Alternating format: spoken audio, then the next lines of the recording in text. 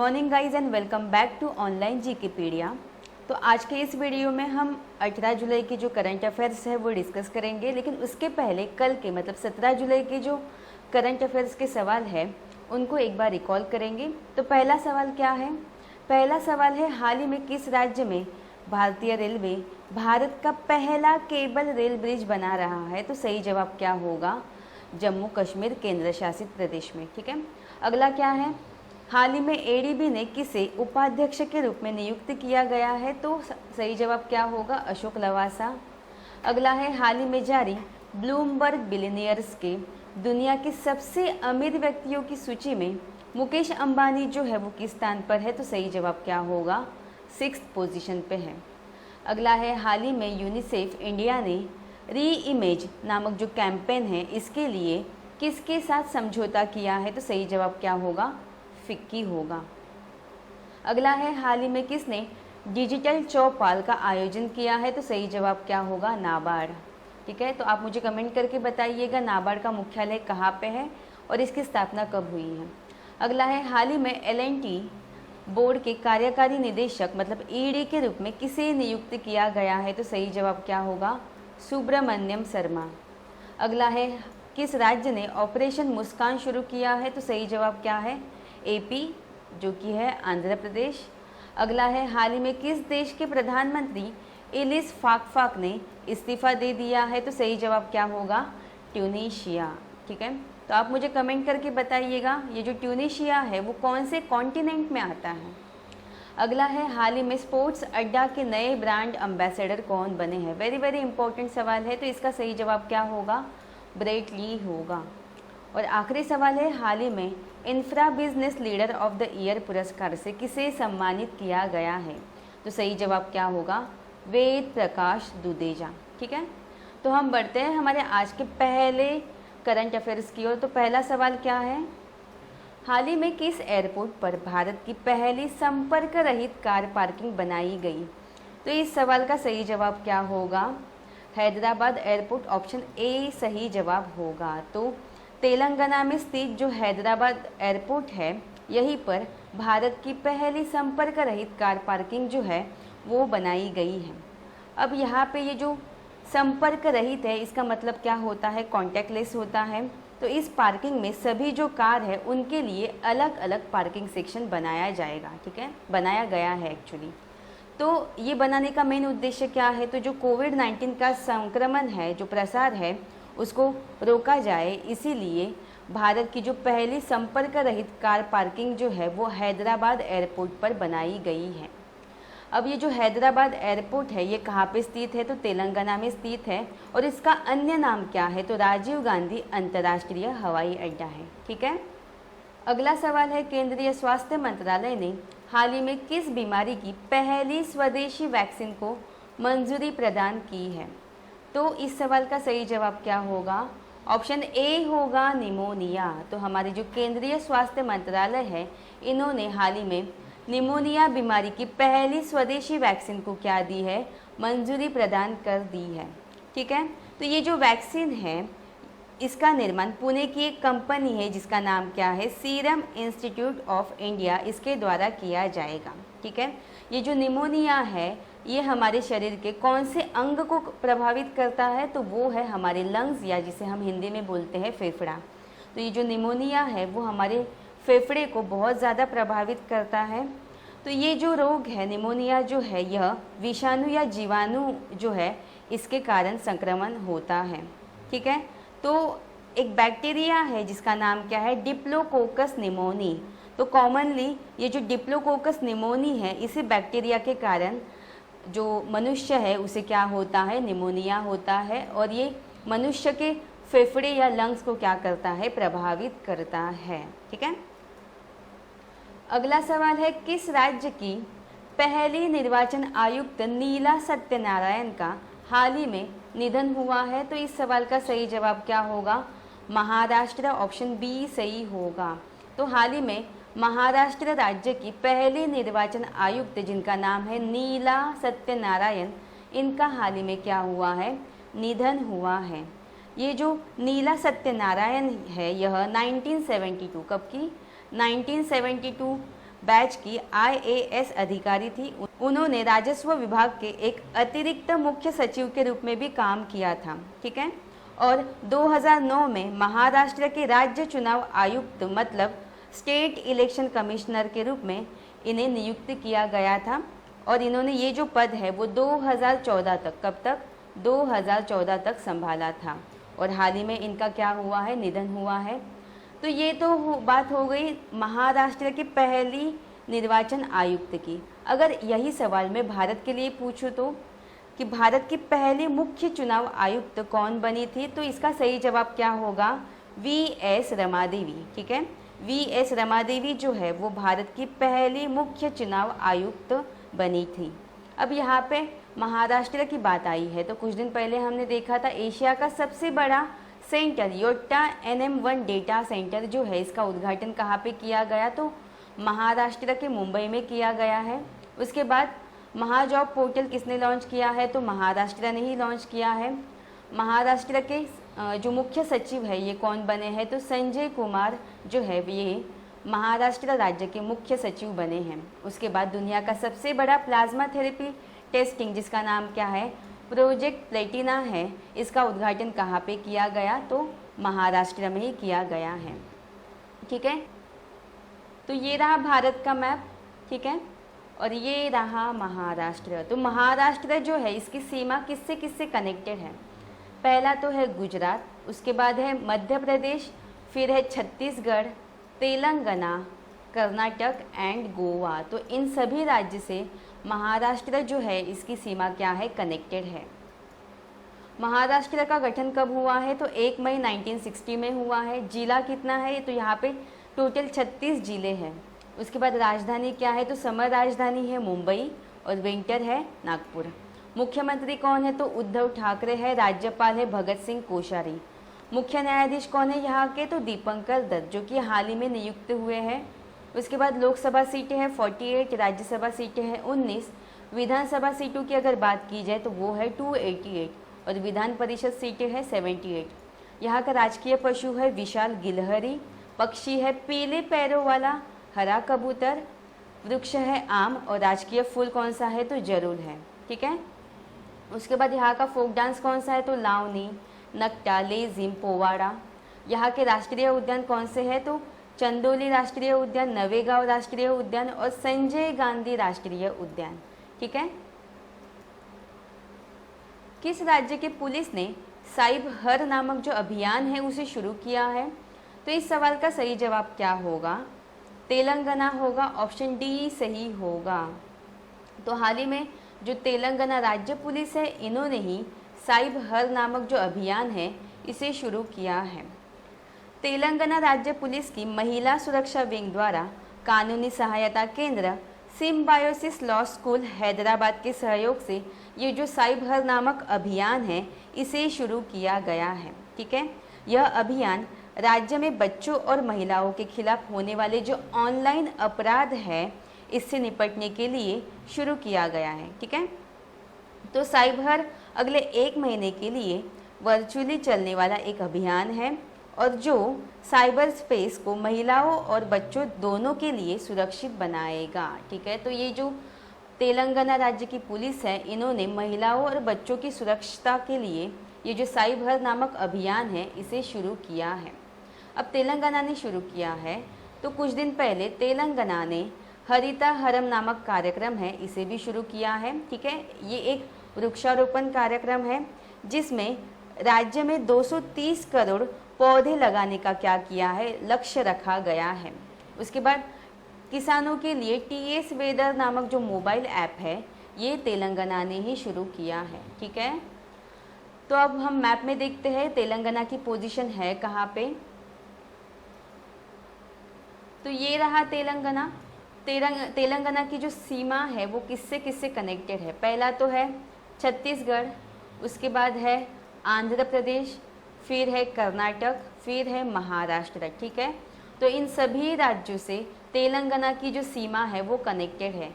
याद रखिएगा ओडिशा से तेलंगाना कनेक्टेड नहीं है। बहुत सारे बच्चे यहाँ पे कंफ्यूज्ड हो जाते हैं, तो मैं हमेशा बताती हूँ कि तेलंगाना और ओडिशा एक दूसरे से कनेक्टेड नहीं है। तेलंगाना की स्थापना हुई है 2 जून 2014 में। राजधानी क्या है? हैदराबाद है। और मुख्यमंत्री कौन है? तो के चंद्रशेखर राव। गवर्नर कौन है? तमिलिसाई सौंदरराजन। और यहाँ के मुख्य न्यायाधीश कौन है? तो राघवेंद्र सिंह चौहान है। ठीक है। राजकीय पशु क्या है? हिरन या फिर जिंका। पक्षी है इंडियन रोलर। उसके बाद वृक्ष कौन सा है? तो जम्मी चट्टू। तो पड़ोसी देश तो हमने देख ही लिए। ठीक है। उसके बाद यहाँ की निर्वाचित सीटें कितनी कितनी है? तो लोकसभा सीटें है 17, राज्यसभा सीटें है 7 और विधानसभा सीटें है 119। प्रमुख झीलें कौन सी है? तो हुसैन झील एंड नागार्जुन सागर। अगला सवाल है, हाल ही में भारतीय मूल के चंद्रिका प्रसाद संतोखी किस देश के राष्ट्रपति बने हैं? तो इस सवाल का सही जवाब क्या होगा? ऑप्शन डी होगा सूरीनाम। ठीक है।